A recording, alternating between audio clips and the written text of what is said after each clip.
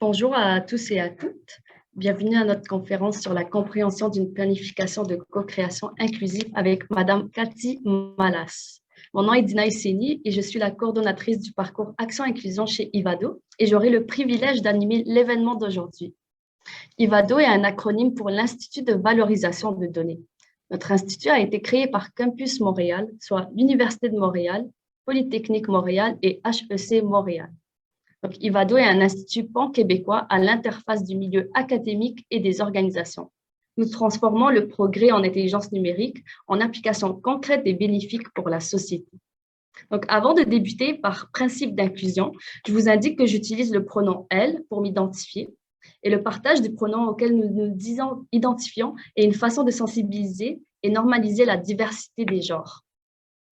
Aussi, lorsque nous réalisons des événements comme celui-ci, il est important de prendre le temps de faire une reconnaissance territoriale. C'est une pratique inclusive qui se fait de plus en plus dans les événements montréalais, dont je vais vous inviter à prendre connaissance. Donc, je vais la lire. J'aimerais commencer par reconnaître que Ivado est situé en territoire autochtone dans Mohawk, lequel n'a jamais été cédé. Je reconnais la nation Kanekehaka comme gardienne des terres et des eaux sur lesquelles nous nous réunissons aujourd'hui. Tchatchoké, Montréal, est historiquement connu comme un lieu de rassemblement pour de nombreuses Premières Nations et aujourd'hui, une population autochtone diversifiée ainsi que d'autres peuples y résident. C'est dans le respect des liens avec le passé, le présent et l'avenir que nous reconnaissons les relations continues entre les peuples autochtones et autres personnes de la communauté montréalaise. Donc aujourd'hui, puisque nous allons nous introduire à l'innovation inclusive, je vous invite aussi à réfléchir à la place des différentes personnes vivant dans notre société, dans les personnes autochtones, dans les milieux de l'intelligence numérique et de l'innovation.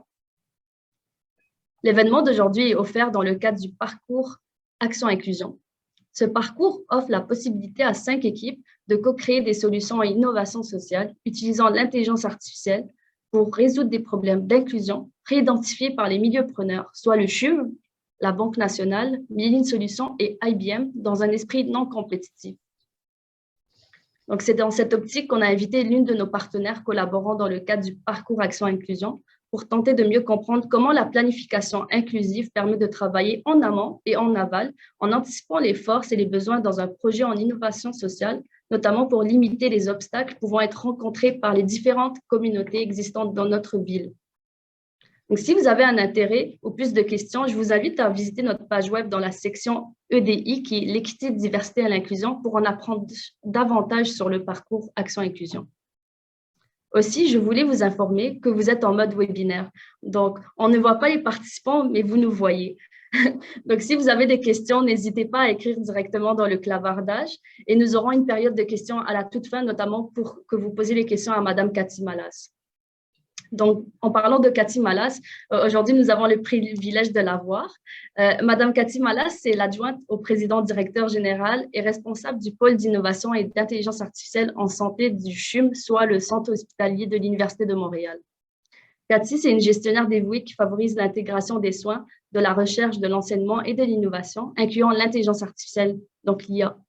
D'ailleurs, elle et son équipe ont récemment remporté le prix de l'innovation qui célèbre les innovations qui changeront les habitudes de demain et le prix innovateur en chef du Québec. Donc, félicitations à toi et ton équipe. Et je tiens à te remercier, Cathy, et à la fois remercier l'ensemble de ton équipe, notamment Madame Camille Blancart et Irma Di Jacinto, avec lesquelles je collabore quotidiennement dans le cadre du parcours Action Inclusion. Donc, je suis très heureuse de collaborer avec vous et d'avoir l'opportunité aujourd'hui de parler d'innovation avec toi, Cathy, et d'inclusion. Et c'est réciproque, merci. Je vais moi passer mes remerciements aussi avant la première question. Merci à Ivado, particulièrement Dina et Marilou, avec qui on échange beaucoup. Camille coordonne aussi ce parcours inclusion, les deux projets qu'on a, donc Camille et Irma, mais toutes les équipes du CHUM sur le terrain qui portent, qui va co-créer avec les étudiants et les chercheurs des solutions concrètes à des challenges sociétaux. Alors, merci à tous et à toutes. Merci à toi. Puis, je tiens à le dire, des personnes comme toi, dont des femmes, ça permet de aussi favoriser l'inclusion, notamment dans le milieu des études, à aller dans le pôle d'innovation, tant de la santé que de l'intelligence artificielle. Donc, merci de contribuer à ce travail important dans la société. Donc, donc on va commencer avec la première question. Puis, donc, On le sait, les inégalités persistent telles que les obstacles à la littératie, à la langue, à l'employabilité, et ça nous incite à repenser notre rapport au travail. Donc, pour faire face à ces problèmes-là, on investit notamment et on fait la promotion d'innovation. Ma première question est la suivante, Cathy. Que veut dire l'innovation sociale inclusive et quelles sont les étapes nécessaires dans ce processus? Avant de répondre à la deuxième question, je vais répondre à la première, parce que c'est important de mettre, de se donner des définitions pour qu'on ait une compréhension commune. Je vais commencer par l'innovation. Okay? Donc, au CHUM, on a une définition de l'innovation qui est la suivante. C'est toute amélioration, qu'elle soit radicalement nouvelle ou sensiblement nouvelle, donc l'innovation de continuité ou l'innovation de rupture. Donc, toute amélioration de pratiques, technologies, comportements. Donc, là, ça peut être une innovation sociale, humaine, processuelle, organisationnelle, technologique. Donc, ça, c'est la première partie de la définition. La deuxième partie, c'est il faut que ça crée dans toute amélioration de façon de faire, de comportement, d'innovation, de processus, qui a pour but de créer de la valeur, des bénéfices tangibles. Puis là, nous, au CHUM, on a 5 dimensions de valeur, basées sur le quadrupling en santé. La première, c'est on innove pour, améliorer l'expérience patient et les résultats de soins et services. Donc, c'est là où on a, exemple, améliorer l'accessibilité aux soins, améliorer la qualité de soins, la sécurité, la coordination, la continuité de soins. Ça, c'est la première dimension. La deuxième dimension, encore une fois, de comment on mesure les bénéfices là-bas, c'est améliorer la santé des populations. Et c'est là où on va commencer à parler d'inclusion. Comment on réduit les inégalités sociales? Comment on contribue au développement durable? Comment on accélère la réinsertion professionnelle et sociale? Comment améliorer la qualité de vie? Deuxième dimension, de la santé des populations au-delà de la maladie. Troisième dimension de valeur, bien évidemment, comment on réduit les coûts de la santé et on optimise les ressources parce qu'on est rendu à 40% du budget de l'État en santé. Il faut le stabiliser parce qu'il y a d'autres choses importantes dans la vie que les soins et services, l'éducation, par exemple. La quatrième dimension, c'est comment améliorer l'expérience et le mieux-être des employés des équipes. Comment qu'on facilite leur travail, comment qu'on favorise le développement de nouveaux rôles, comment qu'on favorise la pratique collaborative. Quatrième dimension de valeur. Et la dernière, et non la moindre, comment qu'on génère des connaissances, donc le système apprenant-enseignant de façon ouverte et innovante. Cinquième dimension. Donc, c'est ça qu'on dit, il faut que ce soit une amélioration qui a pour but de créer de la valeur. Là, je vous ai décrit les 5 dimensions de valeur. Et le tout intégré dans les pratiques de façon durable et généralisée. Parce qu'une idée créative ou des résultats de recherche qui restent dans des papiers, si ça ne change pas les pratiques de façon durable, ce n'est pas une innovation. Donc, voilà la définition de l'innovation. Maintenant, parlons d'innovation sociale. C'est quoi la différence entre... Parce que dans l'innovation sociale, on peut avoir de l'innovation technologique ou organisationnelle. Mais ce que j'aime beaucoup dans la définition de l'innovation sociale, c'est le but, c'est vraiment d'aller chercher le plein potentiel des communautés. Aller chercher ces individus-là qui vivent des problèmes, parce que l'innovation, ça attaque des problèmes ou des besoins non adressés, puis de les impliquer dans la démarche de co-création de solutions novatrices qui a pour but de répondre aux besoins de ces communautés-là. Donc, de mettre avant tout le plein potentiel des communautés, impliquer dans la démarche, les impliquer dans la démarche, afin de toujours renouveler l'impact positif de ce qu'on fait. Puis ça, c'est intégré dans la définition d'innovation. Si ça ne crée pas de la valeur, il faut ex-nover, il faut la retirer. Ce n'est plus une innovation.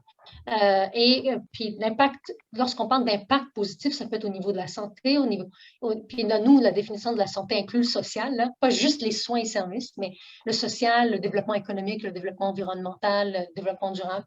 Donc ça, c'est des dimensions d'impact sociétaux que l'innovation peut générer. Ce que j'aime aussi dans l'innovation sociale, ça met beaucoup l'emphase sur l'aspect de co-création avec les membres de la communauté, là où sont les usagers ou les membres de cette communauté-là, de ne pas imposer des solutions, mais d'aller les co-créer pour empower, excusez-moi de l'anglicisme, mais empowerer le plein potentiel de ces individus-là. Puis dans l'innovation sociale, il faut que ça ait un impact sur une collectivité, comme l'innovation aussi technologique. Donc, on a défini l'innovation, on a défini l'innovation sociale. Maintenant, parlons d'inclusion. Je vais prendre la définition de Ivado que vous avez pour l'inclusion, que j'aime bien. On va juste se le répéter. L'inclusion se réfère à un processus d'engagement intentionnel. Je pense que la notion d'intentionnel est importante, de la diversité. Diversité à tous les sens, là, je veux dire raciale, culturelle, genre, orientation sexuelle, disciplinaire, sectorielle, donc diversité dans son ensemble, là, afin d'assurer que chacun des membres de cette diversité donc de la communauté soient en mesure de participer, de contribuer activement au progrès de cette communauté-là. Dans votre cas, c'est l'université, mais ça peut être appliqué à n'importe quelle communauté ou organisation, avec la même reconnaissance. Donc, chaque individu est reconnu dans sa raison d'être. Puis, ce que j'aime aussi, la deuxième partie de votre définition, vous parlez pour qu'elle soit véritable et durable, il faut que l'inclusion se traduise en leadership. C'est tellement vrai. Puis au sein de notre organisation, par exemple, le code du CHUM, puis Ivado, c'est la même chose. Et il faut vraiment que le leadership valorise cette diversité-là, cette EDI-là, équité, diversité, inclusion, pas juste par des politiques et par des définitions, mais par des actions concrètes, puis on y viendra dans les prochaines questions. Puis la dernière partie de votre définition que j'aime bien, c'est l'inclusion exige également des organisations une affirmation des valeurs et des principes. Au-delà, oui, avec des politiques, mais qui se traduisent aussi en des actions concrètes d'équité, de justice, de respect, d'ouverture aux différentes opinions et perspectives. Donc, voilà pour la première question, qui est comment qu'on définit, puis je vous ai partagé un peu un mix de définitions, celle de chez nous, du CHUM pour l'innovation, qui est basée sur Oslo, le manuel d'Oslo, etc., etc. Chemin de terre des années 1939, c'est pas nouveau, hein, les définitions d'innovation. Maintenant, la deuxième question que tu poses, qui est très importante, quelles sont les étapes nécessaires dans ce processus? Puis je vais vous partager tout de suite, moi je préfère un dialogue, mais j'ai préparé quelques images. Donc, je vais commencer par la première qui est il faut un processus clair d'innovation. Puis après, ce processus-là, excusez-moi, il doit être soutenu par des méthodes. Donc, je vais vous marcher le processus ici. On va prendre le temps de le marcher. Donc, une petite seconde, je partage mon écran. Est-ce que je peux partager mon écran? Oui, c'est super. Donc, vous pouvez aller le retrouver. Là, je le marche avec vous parce que vous pouvez aller le trouver sur le site du CHUM Montréal sous Innovation. Vous allez Innovation Santé et vous allez voir le cadre de la valeur, là, ce que je viens juste vous décrire, là, comment on confirme la valeur ou les bénéfices tangibles, nos dimensions, et le cycle de l'innovation qui est juste ici. Donc, pour innover de façon inclusive, il faut vraiment avoir un processus qui favorise cette inclusion-là. Mais je vais vous, dans un premier temps, marcher rapidement le processus. Quand on innove, ça part toujours d'un besoin ou d'un problème, d'un besoin mal adressé ou non adressé.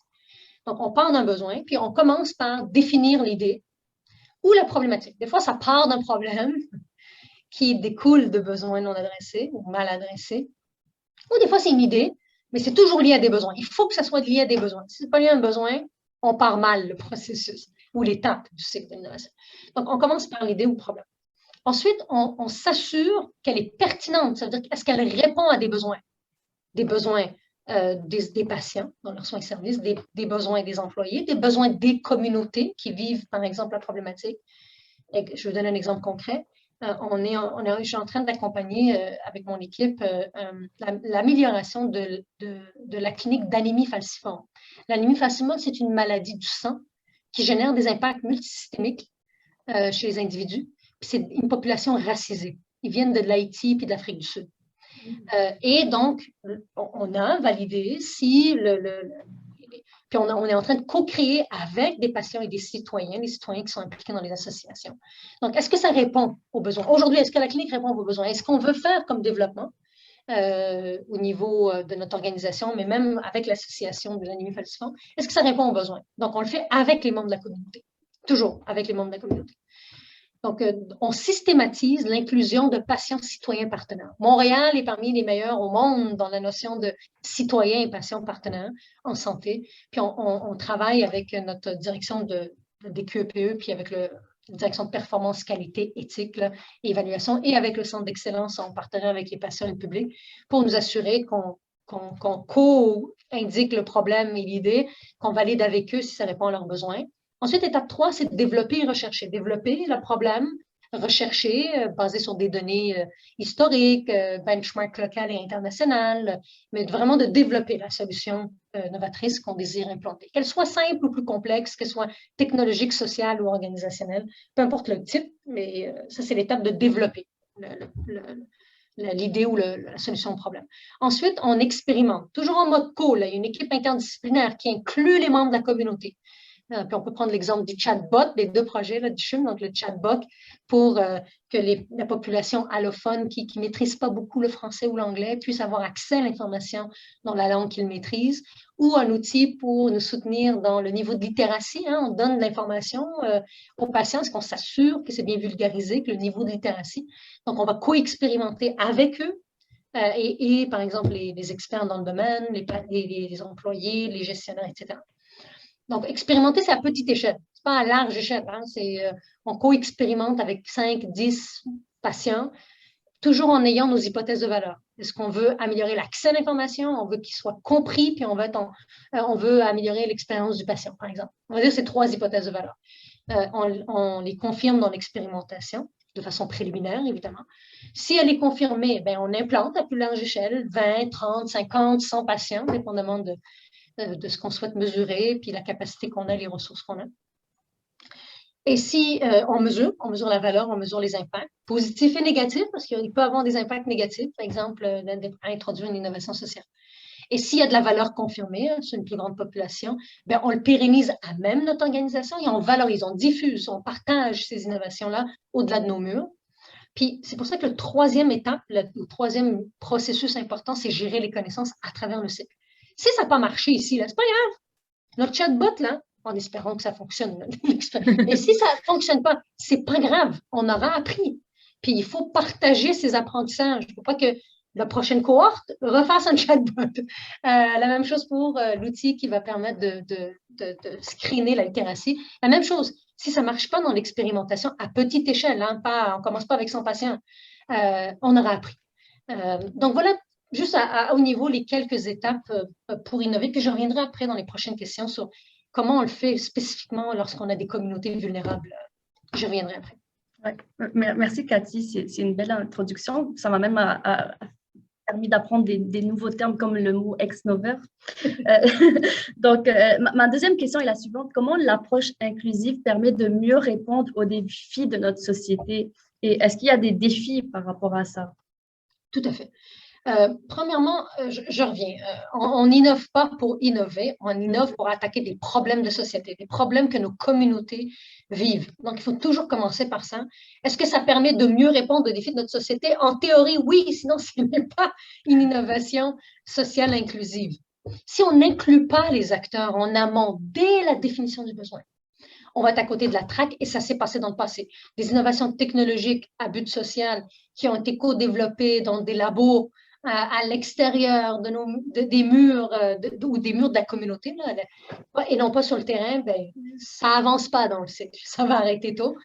Puis c'est correct parce qu'on aurait appris, on aurait dû les impliquer en avant, mais là, on le sait, les meilleures pratiques. On sait qu'il faut intégrer les membres de la communauté dès la conception, la population allophone pour le chatbot, par exemple, ou une population vulnérable avec un niveau de littératie plus faible.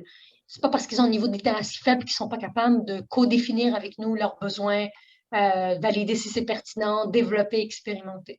Donc, il faut les accompagner dans cette démarche-là. Quels sont les défis? Il y a des défis à faire de l'innovation inclusive. Ce n'est pas facile, hein, je veux dire. Premièrement, c'est sûr que de nous adapter au niveau des membres de cette communauté-là. Je vais vous donner un exemple tangible, OK? Puis là, Camille va sourire. Je ne sais pas si Irma est là aussi à l'écran. Où on a fait un atelier d'innovation, Innovons simplement, pour sortir des solutions simples pour attaquer la pénurie de main-d'œuvre face à la vaccination obligatoire. Puis on était avec une équipe de l'hygiène et salubrité. Okay, qui ne sont pas des médecins ou des chercheurs, c'est des gens qui ont une technique collégiale, puis moi je les adore, ils ont un rôle clé au sein de l'organisation, ils s'assurent de contrôler les infections puis les virus hospitaliers. Puis ce qu'ils nous ont dit, Cathy, c'est génial ça, mais la moitié des mots on ne comprend pas. Parler français, puis parler français aussi.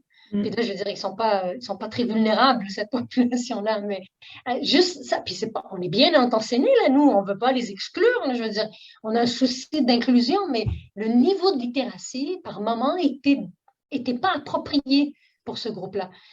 Donc, c'est un défi, c'est un défi. Un autre défi, c'est exemple, on veut co-créer une innovation sociale pour la communauté racisée, comme la communauté haïtienne ou Afrique du Sud, communauté à prédominance noire. Pour l'anémie falciforme. d'aller accéder, par exemple, à ces patients-là qui sont malades, peut-être pas toujours facile, mais l'effet levier, qu'est-ce qu'on peut faire pour contrecarrer? Il y a des associations des patients avec anémie falciforme. Il y a des associations pour la population autochtone. Si on veut améliorer les trajectoires de soins pour la population autochtone, il faut comprendre comment eux perçoivent le système de santé, comment eux perçoivent les parcours de soins. C'est pas évident. Moi, je viens d'une communauté, j'ai vécu de la discrimination systémique dans mon passé et même du racisme. Est-ce que parce que j'ai vécu du racisme, je suis capable de pleinement empathiser avec la communauté autochtone? Non. Pas parce que moi, j'ai vécu de la discrimination que je comprends les besoins de la population autochtone ou de la communauté de patients avec anémie falciforme. Donc, c'est toujours de se dire, puis là, je reviendrai, puis je vais vous montrer un outil qui est génial là, dans la prochaine question, c'est Equity by Design. Equity, c'est tout ça, attendez, je vais vous le dire comme il faut, là. Je massacre toujours le nom de cet outil-là. Equity Centered Community Design. Je vais vous parler un peu des atouts clés à avoir lorsqu'on travaille avec des populations qu'on ne connaît pas. Jamais je dirais que je comprends la vulnérabilité du peuple autochtone.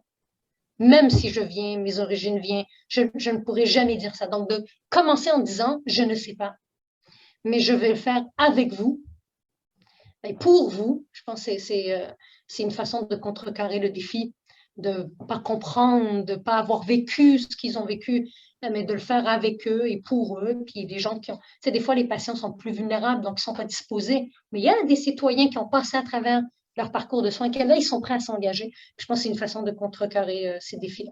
Donc, voilà quelques exemples de défis auxquels on fait face lorsqu'on veut faire une innovation de façon inclusive. Ouais, c'est super intéressant comme propos. Même moi, ça me permet de réfléchir sur ma condition puis dans mon quotidien au travail. Maintenant, je passe à la question suivante. Donc, quel est le lien entre l'équité, la diversité et l'inclusion, soit l'EDI, et l'innovation? Excellent. Donc, ça fait une bonne transition de ma première question à la deuxième question. Je vous ai introduite que pour faire de l'innovation inclusive, de façon équitable et diversifiée, il faut avoir aussi des processus, des méthodes et des prérequis, comme des postures à avoir. C'est là où je vais vous partager un très bel outil. Là. Je pourrais le mettre dans le chat après. Je vais juste le basculer. Donnez-moi une petite seconde. Voilà. Vous voyez mon écran? Oui.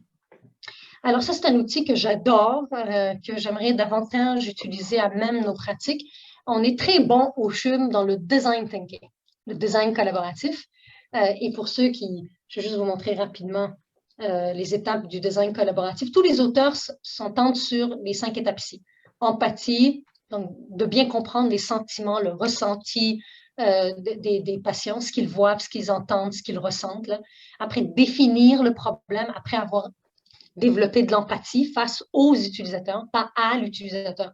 Il y a toujours des utilisateurs qui sont touchés par le problème.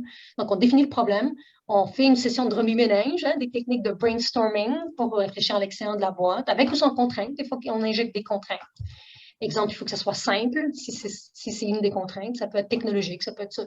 On peut injecter certaines contraintes pour prioriser certaines idées. Ensuite, on fait un prototype, chose que vous allez faire dans le parcours inclusion. On va faire un prototype de chatbot, on va faire un prototype d'outil pour mesurer la littératie. Ensuite, on va sur le terrain puis on teste avec et pour les membres de ces communautés-là qui vivent le problème.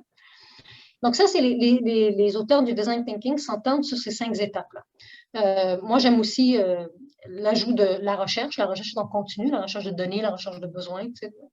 Puis après, post-test, après qu'on ait confirmé de façon préliminaire la valeur, ben, on le construit, on l'implante, on mesure, puis on maintient. Ça ressemble un peu au cycle de l'innovation que je vous ai montré. Alors, allons avec, j'en viens à l'outil que je vous ai montré tantôt, là, le Equity Center Design. Commençons par ça, je vais tout de suite aller... il y a des étapes du design thinking qui sont très pertinentes, mais il y a des étapes qui sont propres à l'inclusion, à l'EDI, so Equity Design. Le premier, c'est inviter les co-créateurs, donc inviter les membres de la communauté à co-créer, j'en ai parlé. Dans le design thinking aussi, c'est très présent. Building humanity, donc construire l'humilité et l'empathie. Donc, dans le design thinking, l'empathie est très importante. Puis, je vais vous donner des outils concrets qu'on utilise, là, la carte de l'empathie. Probablement, vous allez l'utiliser dans votre parcours. Là. Mais qu'est-ce que les utilisateurs du chatbot, un chatbot potentiel, parce qu'il ne faut pas parler de solution quand on parle d'empathie. On ne dit pas le problème, on empathise avec les problèmes, ce que vivent les gens sur le terrain qui vivent le problème. Que pense-t-il ou que ressent-il ou tel, excusez-moi, il fallait ajouter le elle, qu'est-ce qu'elles voient, ces personnes-là, qu'est-ce qu'elles disent, puis qu'est-ce qu'elles font, parce que des fois, ce qu'on dit et ce qu'on fait, ce n'est pas la même chose. Alors, qu'est-ce qu'ils disent, qu'est-ce qu'elles font, puis qu'est-ce qu'elles entendent. Qu'est-ce qui les fait souffrir et les empêche de dormir? C'est quoi leur aspiration, leur gain pour attaquer le problème? Exemple, être orienté dans un hôpital où je ne comprends pas la langue qui est utilisée. Donc, ça, c'est un exemple d'outil pour excusez-moi, ce n'est pas un terme francophone, mais moi, je l'aime, empathiser, développer de l'empathie. Empathize. Donc, ça, c'est un outil concret qui vous permet de développer de l'empathie. Ce que j'aime dans l'outil ici, puis là, je vais aller c'est développer l'humilité. Lorsqu'on travaille avec des populations plus vulnérables, il faut avoir l'humilité. Je vous ai donné mon exemple, hein, parce que j'étais authentique. Je ne connais pas la population autochtone. Je ne peux pas prétendre que je comprends leurs besoins. Donc, il faut être assez humble comme porteur de projet, comme facilitateur de projet pour dire « je ne comprends pas ce que vous vivez ». Puis là, je vais aller tout de suite à la diapo, quelques trucs, puis vous pouvez le lire après à tête reposée. Là. Ça, c'est juste une autre façon d'illustrer. Hop, attendez, une seconde. Ça, c'est une autre façon. Bon, les pages ne fonctionnent pas. Je pense que c'est une page de plus que j'ai. Donnez-moi 2 petites secondes. La page 26. Non, vraiment, moi, mes pages ne fonctionnent pas. Attendez, là, je vais vous donner le haut le cœur. J'arrête mon partage d'écran de petites secondes parce que ce n'est pas le fun ce que je suis en train de faire. Mais dans ce guide-là, il vous donne vraiment des exemples de comment on s'assure qu'on ait une posture d'humilité. Et ça commence par, et voilà, j'y reviens. Donc, il est vraiment bien fait. Chacune des étapes, vous avez des conseils pratiques. Okay? Donc, pour construire l'humilité et l'empathie, je veux juste vous porter attention sur l'humilité parce que je trouve que c'est une étape distinctive du design collaboratif. C'est apprendre à être dans l'inconfort. Oui, je vais vous communiquer le guide, Sabrine, avec plaisir. Je vais copier-coller le lien juste à la fin. Être confortable dans l'inconfort, ça, c'est hyper important comme porteur de projet, comme facilitateur, peu importe votre rôle. Vous devez reconnaître qu'il y a un gap de connaissances et un gap de besoins. Okay? Ça, c'est la première. Observer, ça, c'est dans le design et même dans la méthode scientifique, il faut observer, il faut écouter. Ce que j'aime beaucoup ici, ça, c'est distinctif de cette approche-là, c'est nommer que le système, il y a un pouvoir des fois, il y a des relations de pouvoir, que certaines personnes sont privilégiées, que d'autres personnes sont opprimées. Explicitement nommer que ça existe. Donc, je vous donne un exemple très concret. Quand on a fait Innovons simplement, je vais arrêter mon partage d'écran, quand on a fait l'exercice de la journée, on a fait 2 journées complètes pour attaquer des problèmes concrets pour contrer la pénurie de main-d'œuvre. Il y avait 13 personnes dans une salle, c'est Camille qui facilitait, il y avait des médecins, des agentes administratives, des préposés aux bénéficiaires, des infirmières, des infirmiers-chefs. La première chose qu'on a faite comme condition ou les règles humaines, on a dit tout le monde utilise le prénom. Il n'y a pas de docteur. Parce que vous le savez, dans le système de santé, encore aujourd'hui, un peu, pas tous les médecins, mais il y a un rôle hiérarchique. Donc, ça, c'est un exemple tangible de comment vous pouvez explicitement nommer les liens de pouvoir. Mais aujourd'hui, lorsqu'on est ensemble, il n'y a pas de lien de pouvoir. On se nomme par les prénoms. Puis, par exemple, si vous êtes dans un groupe où ils vivent de la discrimination, c'est de le nommer. On est conscient que cette communauté-là vit de l'oppression. Et donc, mais ça demande du courage de faire ça quand même. Mais c'est essentiel. Je vais vous montrer un autre exemple qui est distinctif de cette... On est correct dans le temps, Dina? Oui, bien sûr. L'autre étape qui est distinctive, c'est l'étape de history healing. Je trouve ça percutant. Donc, attendez, je repartage mon écran. Donc, si vous développez une innovation sociale auprès d'une population qui a eu un historique difficile, prenons l'exemple de la population autochtone ou de la communauté LGBTQ ou de la communauté noire, il y a une historique. Donc, de poser des questions, d'être critique face à l'histoire qui est enseignée dans les écoles. Encore une fois, si ça touche, vous ne le faites pas de façon, si ça ne touche pas votre innovation sociale, vous ne le faites pas. Mais si vraiment vous êtes dans une innovation sociale que les membres de la communauté ont vécu une historique difficile, puis que ce n'est pas reconnu par la société dominante, c'est important d'être critique face à ça. Penser à des alternatives de perspective et réfléchir à comment influencer et interpréter l'histoire. Donc, en fin de compte, c'est de prendre un moment, pas exhaustif, puis là, le guide vous donne quelques exemples, pour reconnaître qu'il y a une historique auprès de cette population vulnérable. Parce que sinon, ils ne vont pas embarquer avec vous. Puis, vous ne le faites pas seul. Ce n'est pas la femme blanche voilée qui va aller animer cette partie-là avec une population autochtone. Ça va être un membre d'association autochtone Montréal qui va avoir ces conversations-là avec cette population vulnérable.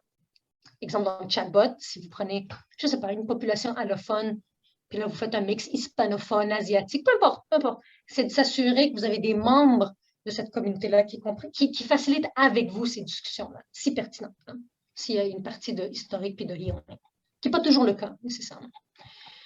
Ensuite, puis le dernier point, puis après, je vais vous laisser après lire le reste. L'autre étape qui est complémentaire au design thinking, c'est reconnaître les pouvoirs. Okay? Puis là, il y a d'autres trucs ici, là. Tantôt, c'est les mêmes étapes que l'autre, là, être confortable dans l'inconfort, de vraiment reconnaître les dynamiques de pouvoir dans les projets. Puis là, je pense que c'est assez pertinent. Est-ce que je suis en train de co-designer avec les membres de la communauté qui sont impactés par le projet et pour eux? Et ça, dans le design thinking, c'est très présent. Puis on le fait. Puis je suis fière de dire qu'au CHUM, on le fait bien, ça. On ne le fait pas pour eux, mais on le fait avec eux, puis après pour eux. Quels sont les pouvoirs ou les privilèges que moi j'ai auprès de cette communauté-là qui sont impactés par le projet? Puis est-ce qu'il y a des pouvoirs dans la prise de décision, d'en être conscient, de reconnaître ça, puis de bien le gérer? Donc, voilà quelques étapes qui sont distinctives à cette approche-là, que j'aime beaucoup, qui est en lien direct avec ce qu'on est en train de partager, Dina. Puis là, pendant que tu me poses ton autre question, je vais partager dans le chat le lien vers cette référence-là que je trouve super, moi. Super. Ouais, ça me permet d'apprendre aussi à ce niveau. La prochaine question, c'est, tu en as parlé d'empathie, mais comment l'empathie influence notre créativité dans un contexte d'innovation notamment? Oui, juste avant de répondre à ta question, je vais parler de méthode surtout pour l'équité, mais vous voyez dans cette approche-là, on parle de diversité et inclusion, même si le titre est Equity Centered Community Design, il y a la notion d'équité et de diversité. Puis peut-être pour moi, parce que ta question était quel est le lien entre l'EDI et l'innovation? On ne peut innover s'il n'y a pas d'EDI. Dans le sens, ça va en bout de ligne foirer l'innovation. Si on ne tient pas compte des besoins de tous et chacun, des utilisateurs qui vivent le problème, par une approche d'équité, de diversité, d'inclusion, votre innovation n'ira pas très loin et ne sera pas adoptée de façon durable et généralisée. Parce que une innovation, par définition, le but, c'est que ça crée de la valeur pour les multiples utilisateurs de façon durable et généralisée. Donc, pour moi, le DI est un aspect clé, une condition clé à l'innovation et surtout la créativité. Je crois que aussi le DI permet d'aller chercher des idées outside the box qui répondent aux besoins des différents segments de clientèle. Puis, il faut que aussi, lorsqu'on parle de diversité, là, je vais parler du D, non diversité, il faut penser à tous les types de diversité. Je l'avais dit au début, sectorielle, disciplinaire, genre, culturel, orientation, etc. Puis, il faut, ce qui est important, c'est je l'ai dit, puis je vais juste finir là-dessus avant d'attaquer ta prochaine question, c'est qu'il ne faut jamais prendre pour acquis qu'on comprend. Oui. Si les gens, par exemple, je vous donne un exemple pendant la COVID, à Montréal, il y avait des régions à Montréal, des arrondissements qui n'allaient pas se faire vacciner. Et je ne vais pas les nommer, mais il y avait des secteurs, des communautés qui n'allaient pas se faire vacciner. Bon, si on veut qu'il y ait des approches populationnelles en santé publique pour amener des communautés à se faire vacciner, pour moi, c'est l'innovation sociale. C'est des approches où on va mieux comprendre pourquoi ces gens-là, ces communautés-là ne venaient pas se faire vacciner.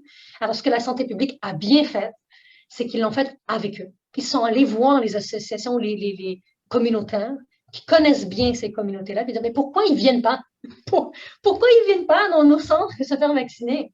Puis là, ils ont travaillé avec eux et pour eux. Ils ont développé, par exemple, la clinique mobile de vaccination. Donc, aller vers eux. Ça semble simple, mais dans nos traditions, c'est vous venez au centre hospitalier et le centre hospitalier ne va pas vers vous.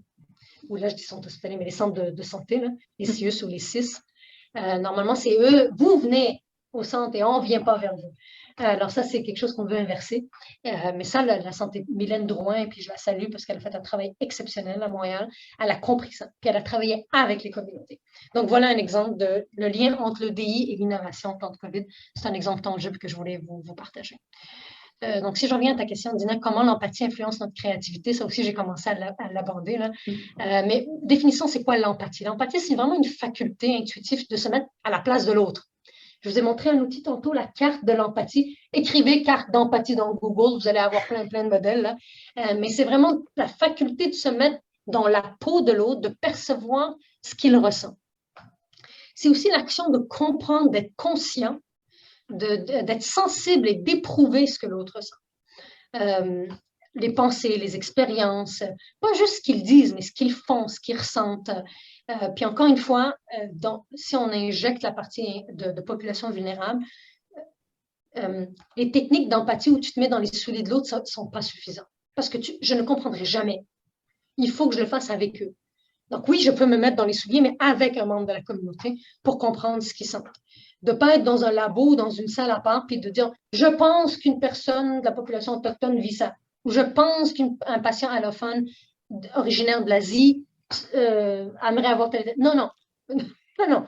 Vous l'amenez avec vous, vous amenez un traducteur avec vous, puis vous écoutez. Puis là, vous vous mettez dans ses souliers pour comprendre ce qu'il ressent, ce qu'il dit, puis vous complétez la carte d'empathie avec lui. Donc, dans la méthode de design thinking, l'empathie, ça c'est la force. Moi, je suis formée comme clinicienne, là, puis comme scientifique, j'ai un background, je suis orthophoniste de première formation, chercheur clinicienne, après gestionnaire de deuxième formation. Donc moi, j'ai été formée sur la méthode scientifique. On fait une recherche de la littérature, on regarde où le gap de connaissances, je me pose une question, je mets une hypothèse.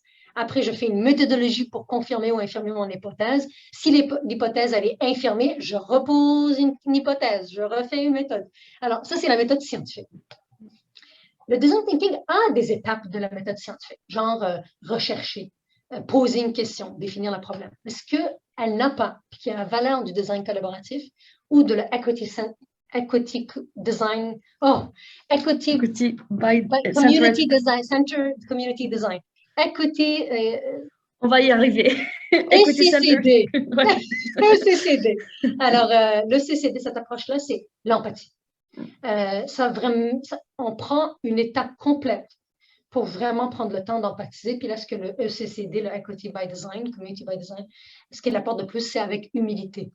Puis de nommer, par exemple, s'il y a des liens de pouvoir et d'en être conscient, puis de les expliciter. Alors, comment l'empathie influence la créativité? Ben, c'est la flamme, c'est le début de tout, je veux dire. Oui, on parle de besoin et de trouver l'idée, le besoin, puis une des techniques, c'est vraiment d'empathiser avec les personnes, puis c'est pour moi le début du processus créatif et d'innovation. Donc, voilà un peu comment, selon moi, l'empathie influence notre créativité. Puis, il y a des méthodes. Hein? Moi, pour ceux qui me connaissent, là, je pense que les processus et les méthodes soutiennent, accélèrent les innovations. Puis, c'est ça que vous faites là, dans le parcours inclusion. Vous avez des moments ou des ateliers où on fait, exemple aujourd'hui, bien comprendre les besoins et empathiser auprès de façon inclusive. Là. Puis après, vous avez probablement des techniques, des moments de prototypage, de validation de besoins, etc. Donc, les méthodes et les processus sont importants pour faire avancer nos innovations. Puis, la partie de l'empathie est importante. Super. Merci Cathy pour ces informations et ces réponses. Ma prochaine question, c'est en lien avec le parcours Action Inclusion. Pour ceux et celles qui ne savent pas, nous avons plusieurs projets. On a 5 projets, comme je l'avais indiqué au début dans mon introduction, puis on en a 2 avec le CHUM. Donc, nous avons 2 projets provenant de problématiques vécues au sein du CHUM. Comment l'innovation sociale répond-elle aux enjeux de santé? Si Cathy, tu pourrais répéter les 2 problématiques qui sont identifiées pour permettre au public aussi de de prendre conscience de ce qui se Exact. passe. Je pense que c'est le plus simple, c'est de partir d'exemples. Puis là, Ouais. on va donner les exemples du parcours. Je pense que c'est plus logique. Je vous ai quand même donné l'exemple de la vaccination. Hein. Ça, c'est un autre exemple. Hein. Donc, certaines communautés à Montréal ne se faisaient pas vacciner. Et l'approche de la clinique mobile, pour moi, c'est une innovation sociale qui est inclusive. Je vous ai donné aussi l'exemple du centre d'expertise en anémie falciforme. Prenons l'exemple des deux cas dans le parcours. Alors, le premier, on va parler du chatbot. Ça part d'où, ça, chatbot? Encore une fois, l'innovation part de besoins non adressés ou mal adressés ou de problèmes. Ben, on sait qu'à Montréal, c'est très diversifié. Hein? On a la grande majorité des allophones sont à Montréal, là, avec environ 88%. Montréal regroupe une grande majorité de ces allophones, de cette population-là. C'est une richesse, mais en même temps, c'est un défi hein, pour ces personnes-là qui ne comprennent pas hein, ce qu'on leur partage. Donc, ils vont voir leur médecin de famille, ils ne parlent pas la langue, donc ils n'ont pas leur niveau de littératie est quasi nul en français parce qu'ils ont une autre langue. Donc, c'est un défi de nous assurer comme établissement de santé de donner de l'information qui est comprise par les patients. Puis des informations simples, juste de se rendre à l'hôpital, ça c'est difficile des fois auprès de ces populations-là. Puis après, dans une deuxième étape, de donner de l'information sur leur diagnostic, leur traitement. Puis après, je reviendrai au niveau de la littératie, c'est un autre enjeu, mais c'est le deuxième projet. Donc, comment qu'on peut développer une solution là, qui est le chatbot. Là. Mais là, vous devez quand même reculer pour dire ce que le chatbot, c'est la meilleure solution. Mais bon, vous allez faire la démarche. Mais comment peut-on mettre en place des outils qui vont permettre de donner de l'information dans la langue d'origine de ces populations-là, ces patients-là allophones qui ne parlent ni français ni l'anglais. Donc, voilà un exemple concret. Puis le but ultime, c'est qu'ils aient l'information pour se prendre en charge. Malheureusement, notre système de santé est encore un peu paternaliste. Hein. On dit aux gens quoi faire. Mais là, de plus en plus, on parle d'empowerment. Je suis acteur de ma santé. Puis être actrice de ma santé, c'est d'avoir l'information puis de comprendre l'information pour bien agir sur ma santé. Puis rester citoyen le plus longtemps possible et jamais être malade. Puis moi, je dis toujours à la blague, j'aimerais ça que tout le monde meure à 100 ans d'une crise cardiaque dans son lit ou pendant la nuit. C'est ça. Ça ne coûte rien au système de santé. On veut une vie heureuse. Puis là, il y a quelqu'un qui m'a dit, maintenant, Cathy, 120 ans. Je dis, parfait. Alors, 120 ans. On vit 120 ans, on meurt d'une crise cardiaque dans son sommeil sans souffrir. Puis c'est la plus belle vie. Puis ça n'a aucun coût pour le système de santé. Donc, c'est ça qu'on veut. On veut des populations allophones qui ont accès à l'information puis qui se prennent en charge. Donc, voilà à quel enjeu ça répond, à quel défi ça répond. Le deuxième enjeu, c'est la littératie. On sait que les chiffres sont quand même très élevé. Là, 50% de la population québécoise ont un niveau de littératie sous le 5e année primaire. Ça veut dire qu'ils ne comprennent pas. Je vais parler de mon papa. Mon papa, en santé, son niveau de littératie, il est sous le 5e année primaire. Et donc, il ne se prend pas bien en charge. Ce que son médecin lui donne comme... puis pas juste écrit là, ou sur une page web, même à l'oral. Donc, on sait que c'est ça. 50% des Québécois ne comprennent pas ce qu'ils lisent dans les journaux, dans ce qu'on leur dit, dans les nouvelles. Et donc, comment qu'on peut avoir des outils qui nous permettent de scanner le niveau de littératie. Parce qu'on a une superbe équipe et j'en suis particulièrement fière. On a le Centre de littératie en santé. On a été parmi les premiers au Québec, parmi les premiers au Canada à mettre en place un centre de littératie en santé qui accompagne des cliniciens avec des patients partenaires à réduire le niveau de littératie, donc vulgariser l'information pour que les patients comprennent. On a des fiches santé, nos fameuses fiches santé. Mais là, c'est des humains qui analysent puis qui disent, ben ça, c'est au-delà d'un tel niveau primaire, puis on va le réduire. Est-ce qu'on pourrait avoir un outil, est-ce que l'intelligence numérique pourrait soutenir ces cerveaux humains exceptionnels à dire, ben ce texte-là ou cette communication-là, elle est au niveau baccalauréat. Puis mon père ne va rien comprendre. Si je lui parle avec mon langage de maîtrise, il ne comprend rien. Et donc, est-ce qu'on peut avoir des outils d'intelligence numérique pour soutenir l'intelligence humaine, pour détecter le niveau de littératie dans nos outils écrits ou éventuellement oraux?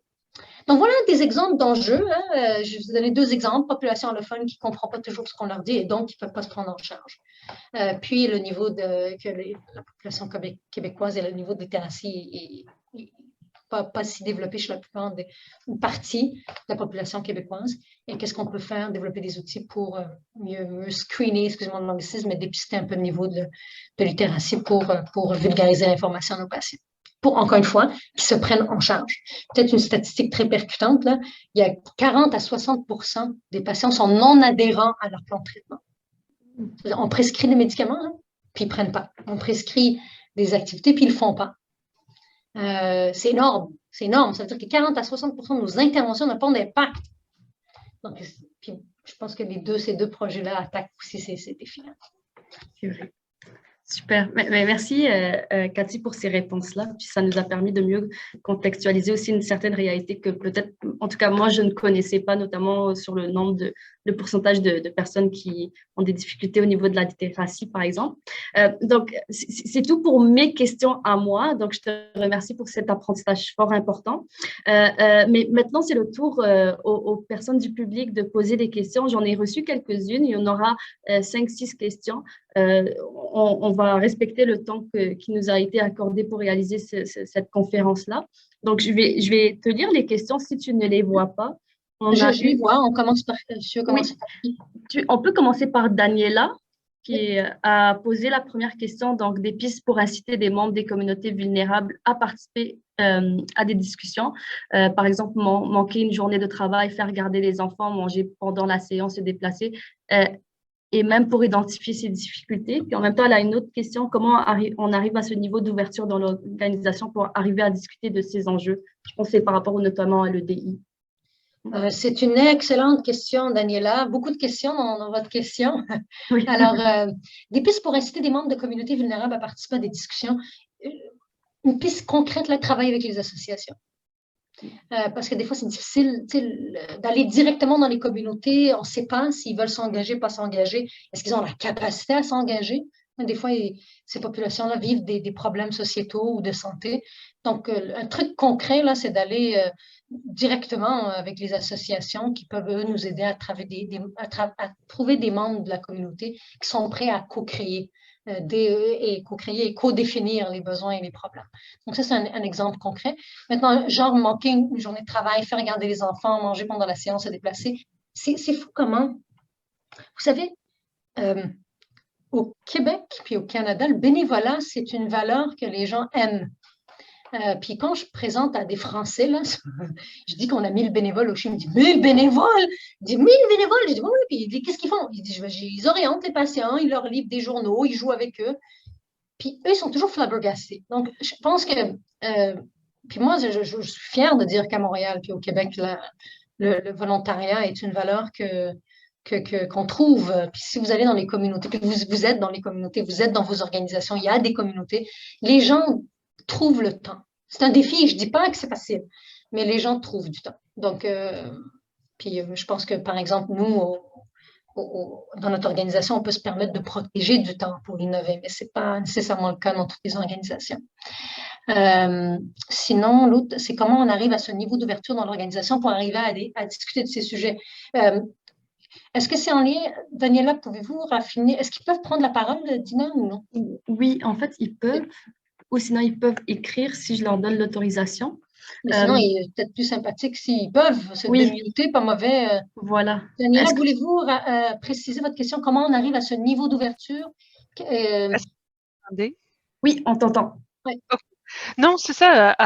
Des fois, on parle de sujets. D'ailleurs, je vais profiter de l'antenne pour mentionner l'importance de cette discussion-là. Parce que des fois, on se sent excessivement seul dans l'organisation à mentionner ces sujets. Mais c'est ça, comment on peut faire augmenter les niveaux de discussion sur ces sujets dans une organisation? Les sujets d'inclusion, vous voulez dire? Oui, c'est ça. Ah, ok, merci. C'était ça qui n'était pas clair pour moi.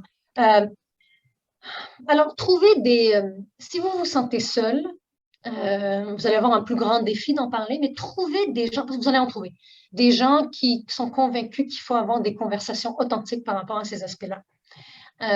Trouvez, c'est ça, des sponsors, votre supérieur ou d'autres managers avec vous, des collègues. Donc, créer une coalition. Donc, moi, je forme en gestion de changement, gestion d'innovation. Les B à bas du changement, ça part par un sentiment d'urgence, puis de former une coalition. Donc, essayez de former une coalition. Puis le but, c'est de former un mouvement, de commencer, puis commencer dans vos projets à vous, là. Commencez-vous à à en parler, après aller chercher quelqu'un d'autre, puis c'est ça l'effet domino positif, c'est que quand vous commencez à former une coalition d'ambassadeurs, mais là, il pourrait y avoir un mouvement au sein de vos organisations. Merci. Voilà. Ouais. En parler, c'est oser. C'est ça, en parler, c'est oser, c'est vrai. Ouais. Merci. La prochaine question, c'est de François Menet. Juste pour l'indiquer, François Menet, c'est l'un de nos partenaires dans le cadre du parcours Action Inclusion.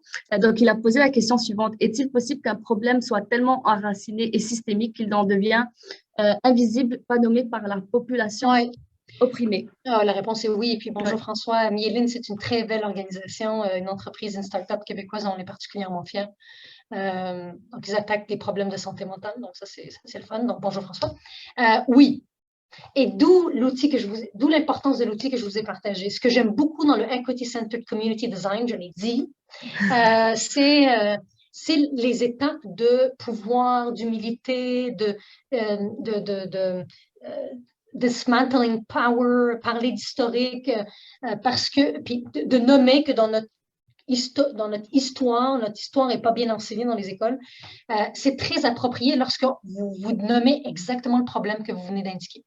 Ce n'est pas toujours pertinent. Donc, moi, je ne le ferai pas systématiquement dans tous nos ateliers, mais si vous faites face à un problème qui est enraciné, que la population généralisée ne reconnaît pas, ça vaut la peine d'avoir ces discussions-là. Mais ce n'est pas évident. Je veux dire, moi, j'ai lu et relu le guide, j'applique des fois, mais ce n'est pas évident. Je veux dire, c'est difficile, mais à force de le faire, c'est comme le design thinking. Je veux dire, personne parlait de design collaboratif en santé. Ça fait 10 ans que je le forme, puis je l'applique, puis maintenant je donne des formations. Là, les gens, ils commencent à le faire. C'est comme le DI. On ne parlait pas d'équité, diversité, inclusion il y a 5 ans, autant qu'on le fait aujourd'hui. Mais là, on en parle plus, puis on a des méthodes, puis on a des techniques, puis on a des processus, puis on a des politiques. Donc, c'est ça. Donc, je pense qu'il faut commencer à le faire, puis d'appliquer certaines stratégies. Mais très bonne question, François. Merci. Il y a une autre question dans le clavardage de Alami Hassan. Donc, la question est la suivante. Le défi avec l'exercice de l'empathie dans certains contextes, c'est le risque de tomber facilement dans la pitié et le développement du syndrome du sauveur. Oui. Et c'est à mon avis la pire des choses envers ces populations-là. Comment ce défi est abordé? Merci pour cette question. Alors, Hassan, j'espère que tu vas bien. Hassan, il pose toujours de très bonnes questions. Puis, en général, il a la réponse.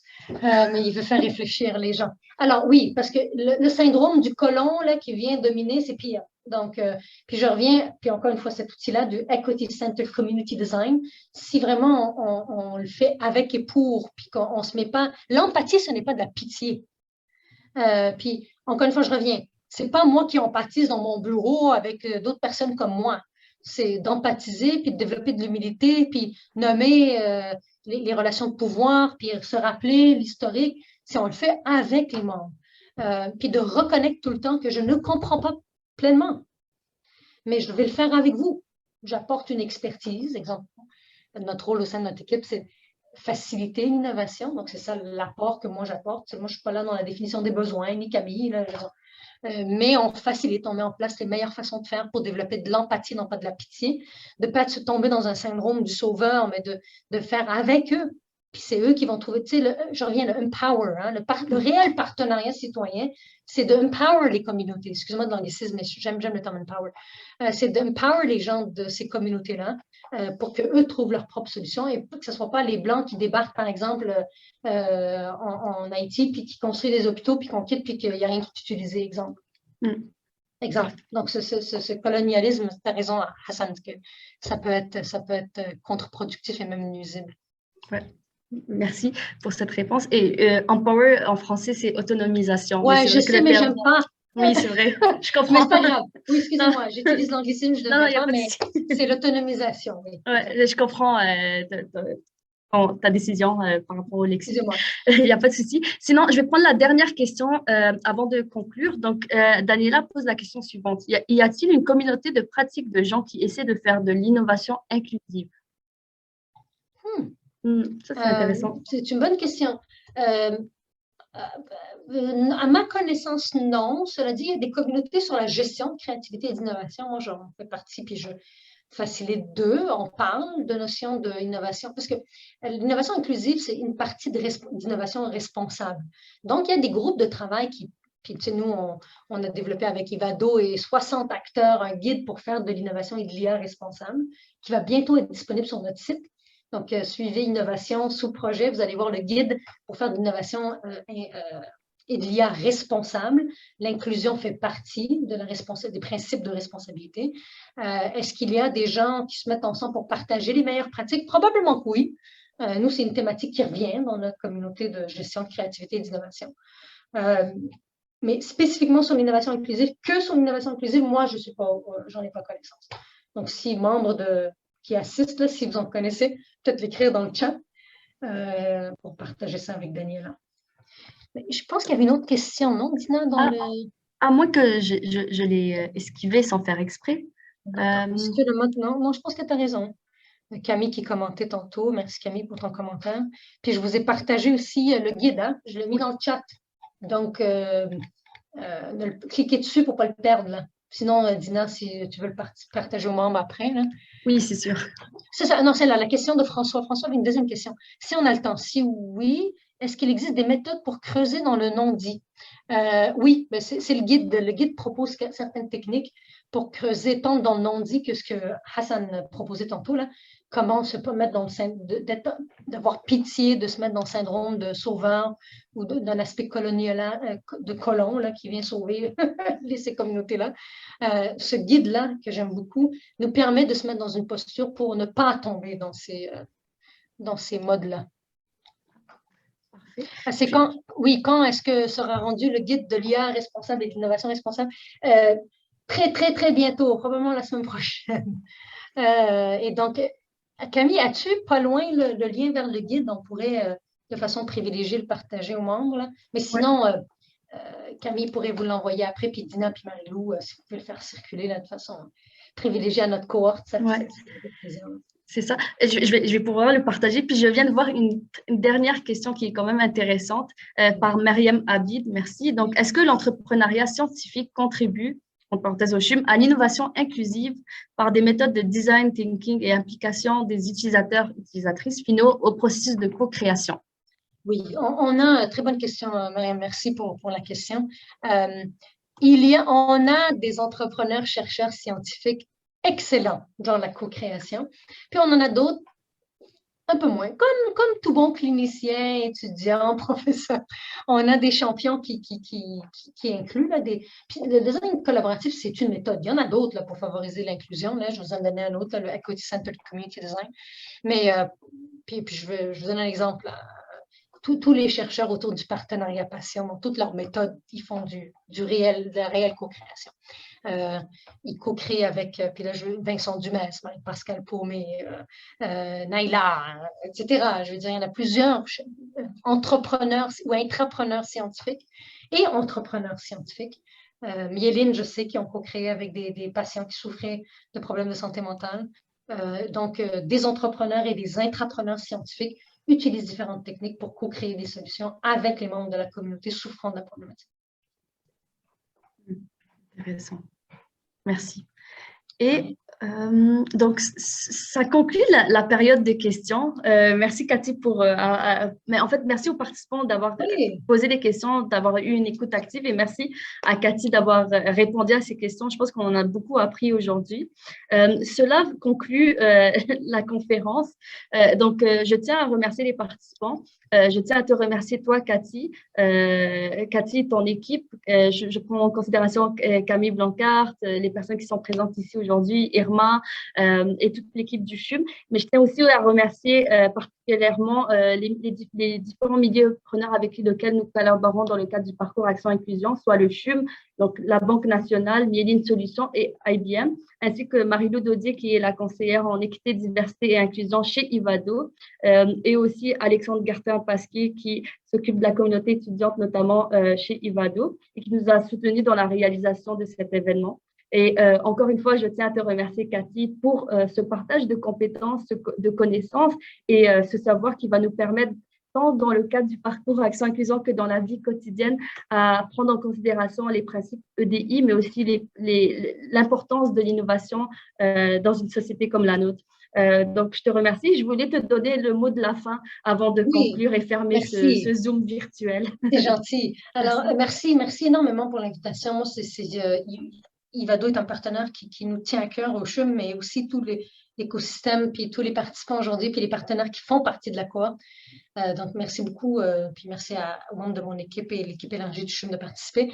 Mot de la fin, ne lâchons pas. Je pense qu'on ne peut plus, aujourd'hui, on est dans, là, on va parler de santé, là, je vais parler pour la santé, puis après, nos collègues parleront de d'autres domaines comme la finance et tout, mais il faut toujours se demander, est-ce que ce que je fais répond aux besoins des patients, des citoyens, des équipes? Et si oui, ben c'est génial. Puis sinon, qu'est-ce que je peux faire pour faire mieux? C'est ça l'innovation. L'innovation, c'est de trouver des solutions à des problèmes criants, à des besoins non adressés, de les co-créer de façon inclusive avec les membres qui vivent cette problématique-là pour avoir de l'impact sociétal. Dans notre cas, c'est la santé, oui, la maladie, mais également le mieux-être. Encore une fois, garder en tête ce qu'on veut, c'est que tout le monde meurt à 120 ans la nuit sans aucune douleur, puis qu'il reste un citoyen engagé jusqu'à 120 ans. Donc, le chatbot, puis l'outil pour dépister le niveau de littératie ou les autres projets de la Banque nationale, on veut des citoyens engagés qui sont en santé jusqu'à 125 ans et qui meurent avec une crise cardiaque dans leur vie. Alors, voilà le mot de la fin. Innovant pour avoir de l'impact dans la société, puis ça de façon inclusive. Parfait. Merci beaucoup, Cathy. J'espère mourir à 120 ans dans la nuit en train de dormir. C'est super. C'est génial. Merci. Merci à vous. Bonne journée tout le monde. Au revoir. Au revoir.